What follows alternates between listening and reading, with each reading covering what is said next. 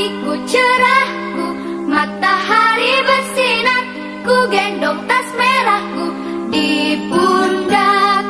Selamat pagi semua, ku nantikan dirimu di depan kelasmu, menantikan kami. Guruku tersayang, guru tercinta, tanpamu apa jadinya aku?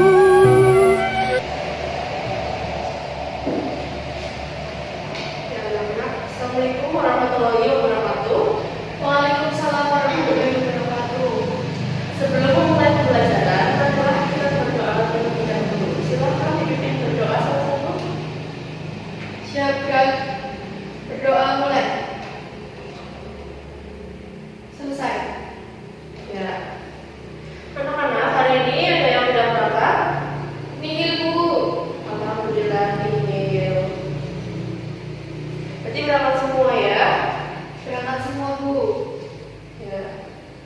Hari ini ada yang merasa sakit? Alhamdulillah tidak, Bu. Ya, alhamdulillah. Minggu lalu kita telah belajar mengenai teks biografi. Hari ini kita akan belajar mengenai puisi.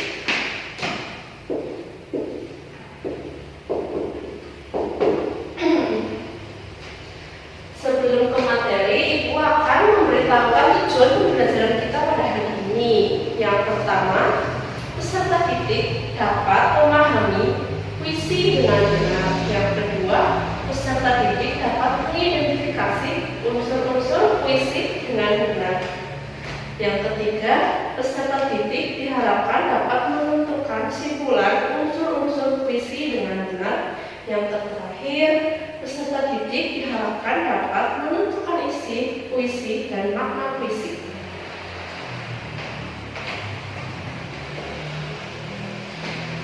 Sebelumnya, ada yang tahu apa itu puisi?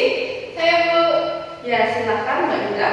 Puisi adalah bentuk karya sastra yang terikat oleh irama, rima, yang bahasanya indah, Bu.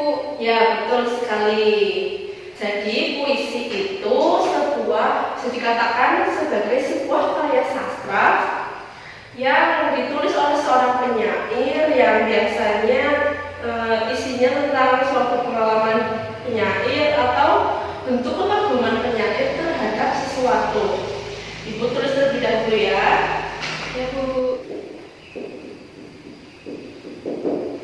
Ya, bisa diperhatikan pengertiannya. Kemudian puisi ini memiliki jenis. Jenis yang pertama ada puisi lama.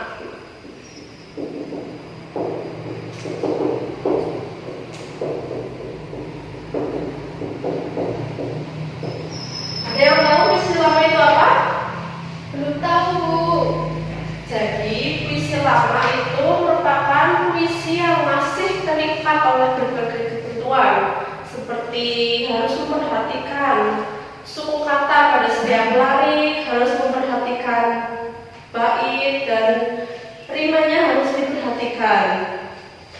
Di sini contoh puisi lama yang pertama yaitu ada pantun. Ada yang tahu pantun itu apa? Saya, Bu. Ya, silahkan.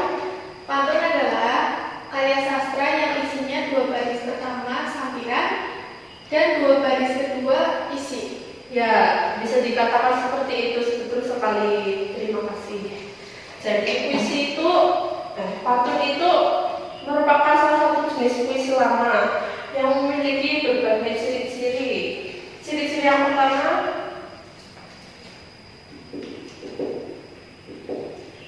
sebelumnya Ibu akan memberikan contohnya dulu ya, contoh pantunnya terlebih dahulu. Ya, di sini ada sebuah pantun. Gunung baik timang-timangan, tempat kera berulang kali. Budi yang baik timang-timangan, budi yang jahat buang sekali. Ya, dari pantun ini kita dapat menyimpulkan ciri-cirinya. Ciri-ciri yang pertama yaitu terdapat 4 baris.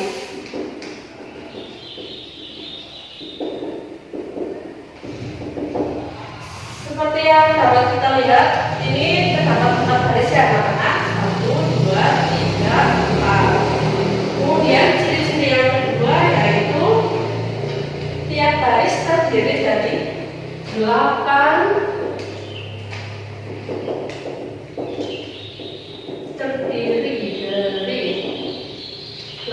sampai 12 suku kata. Yang dimaksud suku kata yaitu seperti ini: gunung, daik, timang, timangan. Berarti terdapat 9 suku kata. Kemudian ciri-ciri yang ketiga yaitu 2 baris pertama disebut sampiran dan 2 baris selanjutnya disebut isi. Seperti yang dapat kita lihat, ini 2 baris yang pertama merupakan sampiran dan 2 baris yang selanjutnya merupakan isi.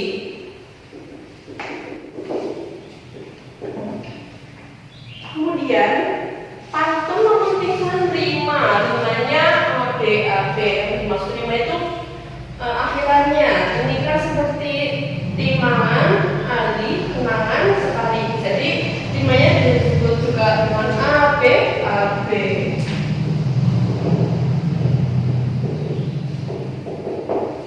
Paham anak-anak? Paham, Bu. Oke. Jenis puisi lama yang kedua yaitu syair. Ada yang pernah tahu atau mendengar syair itu apa? Belum pernah dengar, Bu. Ya, jadi syair itu merupakan bentuk puisi lama yang merupakan pengaruh dari kebudayaan Arab. Kurang lebih seperti ini. Mau kan sulit tuliskan dulu contohnya ya. Ya, Bu. Ya, ini merupakan bentuk syair. Diriku lemah, anggotaku kayu, rasakan cinta bertalu-talu. Kalau begini daging selalu, tentulah kakanda berpulang dahulu. Jadi bisa disebutkan ciri-cirinya yaitu yang pertama terdiri 4 baris. Seperti tadi, pantun juga terdiri atas 4 baris.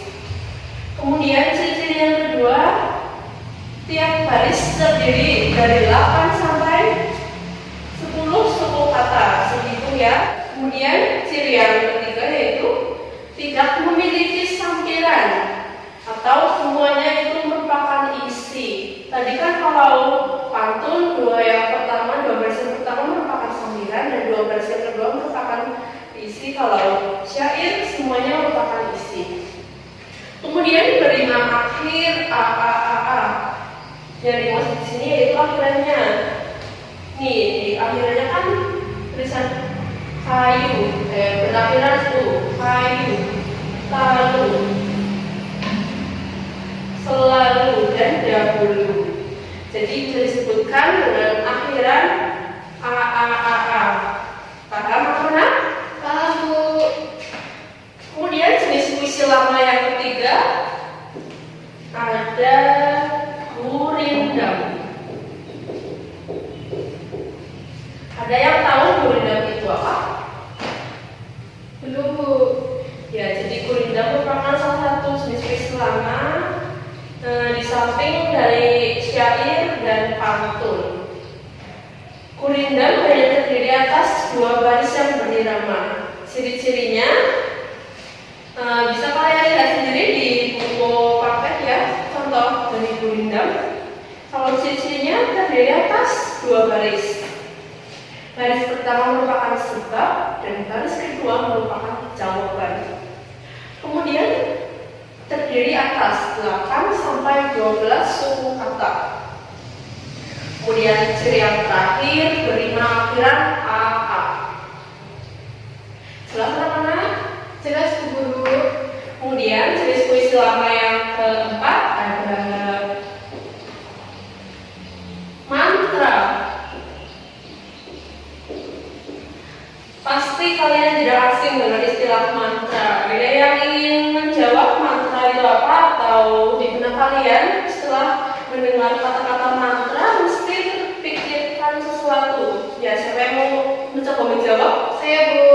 Ya, silakan. Mantra adalah ucapan yang berisi doa, Bu. Ya, seperti itu. Kalau di film-film pasti mantra itu seperti yang di penyihir-penyihir gitu ya. Iya, Bu. Kalau di sini Ucapan-ucapan pada jenis mantra dianggap sebagai kekuatan gaib yang digunakan untuk mewujudkan berbagai keinginan dan harapan. Misalnya saja untuk mantra meminta hujan dan mengusir roh jahat. Itu biasanya pada zaman dahulu digunakan untuk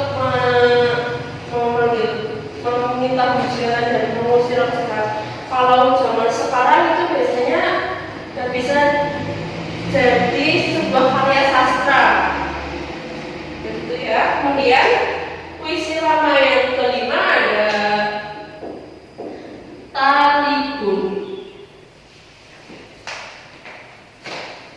Talibun itu merupakan pantun genap yang tiap baitnya terdiri atas 6 sampai 10 kata pada setiap barisnya. Kemudian yang selanjutnya ada Saloka. Saloka atau pantun berkait merupakan jenis pantun yang salah satunya sampiran yang diulang pada bait selanjutnya. Kemudian itu merupakan jenis puisi lama ya, ada 1, 2, 3, 4, 5, 6. Kemudian jenis puisi yang kedua yaitu puisi baru. Puisi baru juga memiliki karakteristik atau ciri-ciri. Ciri-ciri yang pertama yaitu puisi baru itu padat makna. Padat makna yang dimaksud di sini yaitu setiap barisnya itu memiliki makna tersendiri. Kemudian yang kedua banyak menggunakan kata-kata konotasi. Kata-kata konotasi yang di sini yaitu maksudnya bukan bermakna sesungguhnya. Contohnya seperti pohon kelapa yang melambai-lambai. Melambai-lambai di sini bukan diartikan makna sesungguhnya. Yang dimaksud melambai-lambai itu kan bentuk pohon kelapa yang tertiup angin, itu kan istilahnya bergerak, itu seperti melambai-lambai. Kemudian ciri yang ketiga yaitu mengutamakan keindahan kata-kata. Puisi baru itu mengutamakan keindahan kata-kata.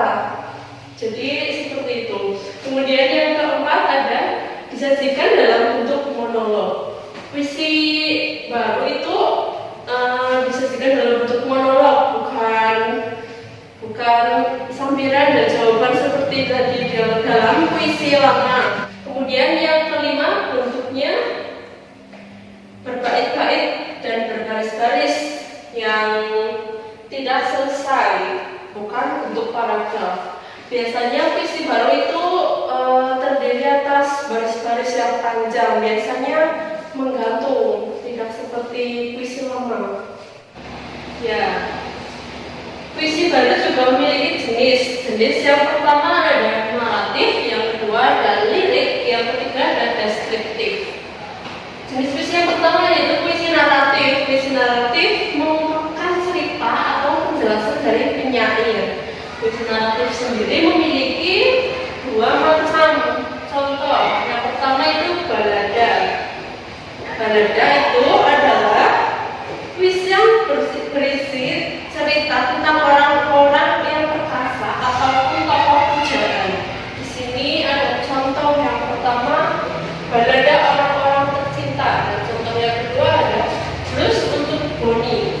Ini merupakan salah satu contoh puisi balada karya W.S. Rendra. Kemudian yang kedua ada romansa. Romansa adalah jenis puisi cerita yang menggunakan bahasa romantis yang berisi kisah percintaan yang diselingi perkelahian. Di sini ada contohnya yaitu romansa perjalanan karya Rama dan Kaka. Kemudian jenis puisi yang kedua yaitu ada puisi lirik.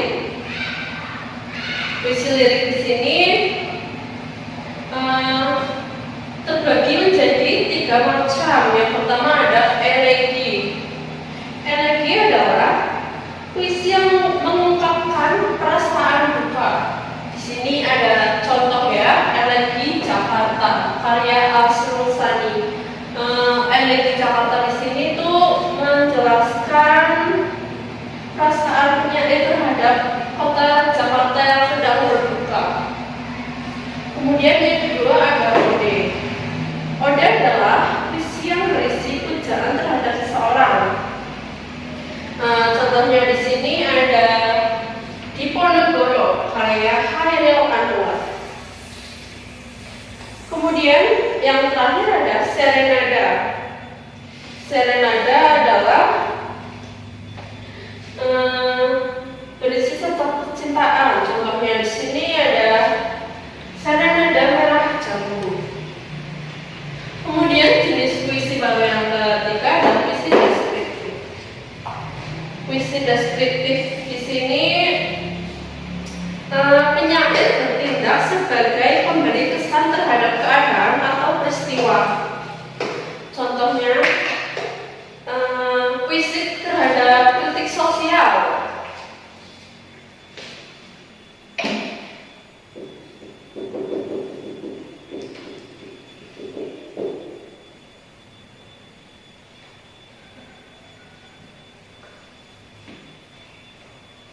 Kritik sosial di sini yaitu puisi yang menyatakan ketidaksenangan penyair terhadap keadaan atau kepada seseorang. Nah, selanjutnya kita mempelajari unsur-unsur puisi. Unsur puisi yang pertama itu ada tema dan amanat.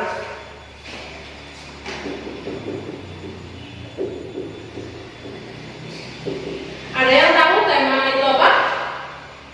Tidak, Bu. Tema adalah pokok persoalan yang diungkap oleh penyair.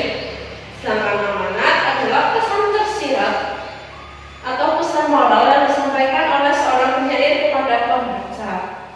Kemudian unsur yang kedua ada penggunaan makna atau menggunakan kata-kata konotasi.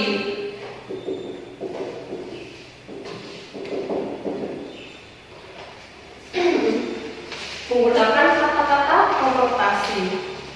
Kata-kata konotasi adalah kata-kata yang bermakna tidak sebenarnya. Tadi kita sebelumnya sudah menyinggungnya, anak-anak. Contohnya yaitu seperti bumi memeluk jasad pahlawan. Kata memeluk di sini bukan berarti memeluk dalam arti kita berpelukan, tapi memiliki arti mengubur. Yaitu makna sungguhnya seperti bumi mengubur jasad pahlawan. Namun apabila kita menggunakan kata mengubur itu kesannya kurang indah kalau dalam puisi ya. Jadi menggunakan kata-kata memeluk. Bumi memeluk jasad pahlawan. Begitu. Kemudian ada yang unsur yang ketiga ada citraan. Citraan adalah kata atau susunan yang menimbulkan khayalan atau imajinasi. Dengan adanya imajinasi tersebut, pembaca seolah-olah merasa mendengar atau melihat sesuatu yang diungkapkan oleh seorang penyair.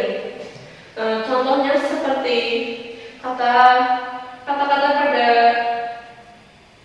puisi di bawah ini. Katanya yaitu sepoi, panas, payah, terik, menghembus lemah, menyejuk badan. Kata-kata tersebut membangkitkan imajinasi melalui peragaan. Ya, unsur yang keempat ada majas. Majas adalah bahasa kias yang dipergunakan untuk menciptakan kesan tertentu bagi penyimak atau pembaca. Ibu akan menjelaskan beberapa contoh majas. Majas yang pertama ada majas personifikasi. Majas personifikasi adalah majas yang membandingkan benda-benda tak bernyawa seolah memiliki nyawa dan sifat seperti manusia. Contohnya ibu akan memberikan contoh pada puisi yang ada di buku tersebut ya, dilihat saja. Puisi yang berjudul Hujan Bulan Juni. Terdapat kata-kata demikian.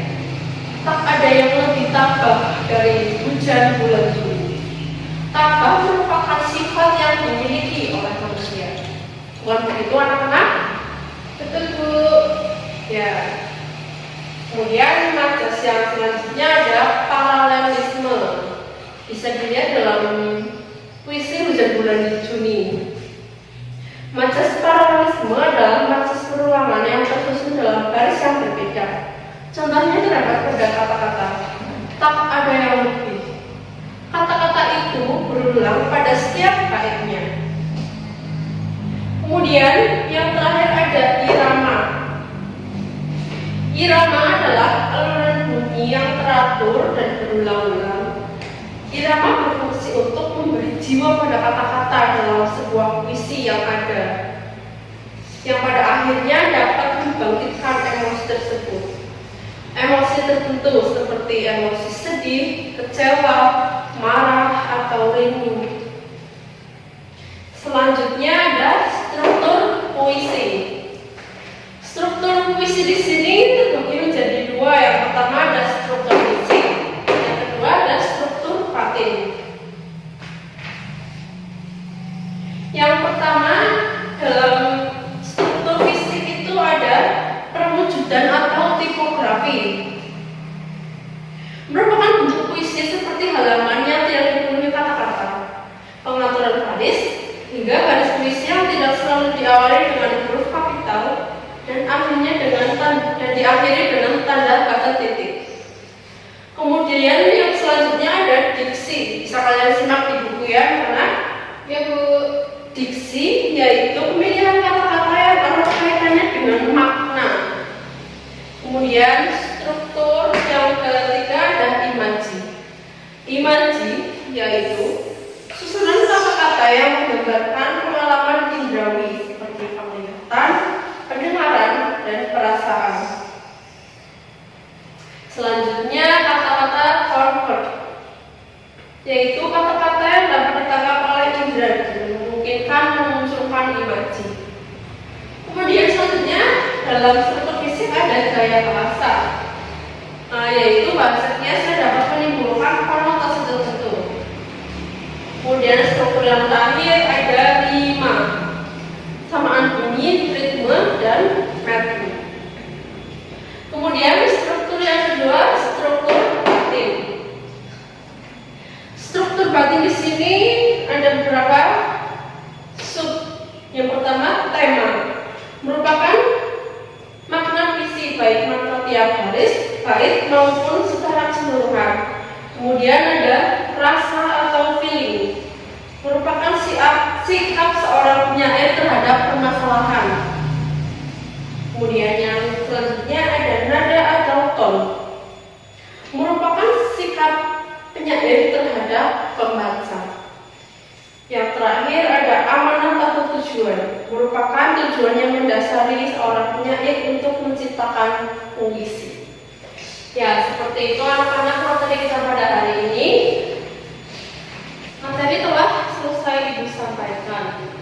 Selanjutnya Ibu beri tugas ya. Ibu di sini sudah menuliskan puisi berjudul Hujan Bulan Juni karya Sapardi Djoko Damono. Silakan kalian analisis struktur fisik dan struktur batinnya. Ibu beri waktu selama 20 menit untuk mengerjakan. Baik Bu. Sudah selesai Bu. Ya, silakan dibaca. Struktur fisik hujan bulan Juni. Tipografi. Puisi Hujan Bulan Juni ini terdiri dari 3 bait yang masing-masing bait terdiri dari 4 baris. Masing-masing baris tidak lebih dari 11 suku kata. Yang kedua, diksi. Pilihan kata yang digunakan oleh Sapardi Djoko Damono adalah kata-kata yang bernas dan menunjukkan kedalaman makna. Kata yang sangat kuat adalah tabah, buicak, arif. Yang ketiga, pengimajian atau citraan. Citraan penglihatan merupakan citraan yang sangat dominan dalam puisi Hujan Bulan Juni karya Sapardi Djoko Damono ini. Citraan lain tidak tampak. Masing-masing bait mengandung citraan penglihatan kepada pohon yang berbunga itu. Kondisi pohon yang berbunga tidak dapat diketahui indera penglihatan. Yang keempat, kata konkret. Pohon mewakili manusia yang diam saja tapi indah. Bunga mewakili perempuan. Hujan mewakili manusia yang terjatuh karena jatuhnya di bulan Juni berarti jatuh berkali-kali pada tempatnya. Juni biasanya musim kemarau. Yang kelima, majas atau gaya bahasa. Puisi hujan bulan Juni ini memiliki dua majas. Majas yang paling tampak adalah majas personifikasi, yaitu seolah-olah hujan memiliki sifat tabah, bijak, dan arif seperti manusia. Selain majas personifikasi, juga terdapat majas repetisi. Repetisi penuh terdapat pada baris dari hujan bulan Juni. Ketiga bait puisi tersebut mengulang kata-kata itu pada baris keduanya. Selain repetisi penuh, juga terdapat repetisi pengulangan sebagai baris, yaitu pada kata adakah yang lebih dalam puisi bulan Juni. Yang kelima, ada rima atau irama. Perulangan bunyi N terdapat pada baris hujan bulan Juni. Masing-masing kata dalam baris tersebut mengandung huruf N. Perulangan huruf R terdapat pada baris. Dirahasiakannya printik rindunya, atau masing-masing kata tersebut adalah rahasia printik dan rindu sama-sama diawali dengan bunyi R. Yang kedua ada struktur batin puisi bulan Juni, hujan bulan Juni. Temanya yaitu cinta terpendam yang tak terungkap. Meskipun cintanya tak terungkap sang manusia atau hujan, tetap tabah, arif, dan bijaksana. Membiarkan keadaan menghapus jejak atau cintanya di jalan kehidupannya. Dia ragu mengungkapkan ataukah tidak. Hingga akhirnya dia membiarkan yang tak terucapkan tetap ada dan diserap melalui akar pohon yang berbunga. Artinya diserap dan diketahui secara sembunyi-sembunyi oleh wanita yang dicintainya. Yang kedua, perasaan. Perasaan yang tampak adalah sabar meskipun harus memendam rasa. Kesabaran tersebut tampak pada penggunaan kata tabah, bijak, arif. Dia juga ragu mengungkapkan perasaannya hingga akhirnya dia menghapus jejak-jejaknya. Yang ketiga ada nada. Nada puisi tersebut adalah kegetiran. Hal ini ditujukan dengan penggunaan huruf R yang berulang-ulang dalam puisi. Yang terakhir ada amanat. Amanat puisi hujan bulan Juni yaitu semua orang harus memiliki sifat tabah, arif, dan bijaksana, meskipun segala sesuatu tidak seperti yang kita harapkan. Dan tidak semua hal yang kita inginkan bisa kita dapatkan dengan mudah.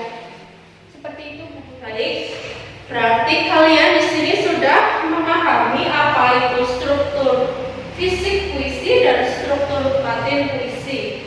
Ada yang dapat menyimpulkan pembelajaran kita pada hari ini? Tidak, Bu. Ya, kesimpulan dari pembelajaran kita hari ini yaitu kita sudah mempelajari puisi lama dan puisi baru. Puisi lama yang terdiri dari pantun, syair, gurindam, talipun, saloka, dan mantra, dan puisi baru yang terdiri dari puisi naratif, lirik, dan deskriptif. Kemudian kita juga telah mempelajari tentang unsur-unsur puisi dan struktur puisi yang terdiri dari struktur fisik dan struktur batin. Untuk minggu depan kalian buka halaman 45. Baik, Bu. Di situ ada perintah untuk membuat puisi. Puisinya dengan tema pendidikan ya, anak-anak. Siap, Bu. Oke. Ibu cukupkan sekian pertemuan kita pada hari ini. Ya, untuk minggu depan tugasnya dikumpulkan lalu kita melanjutkan ke pembelajaran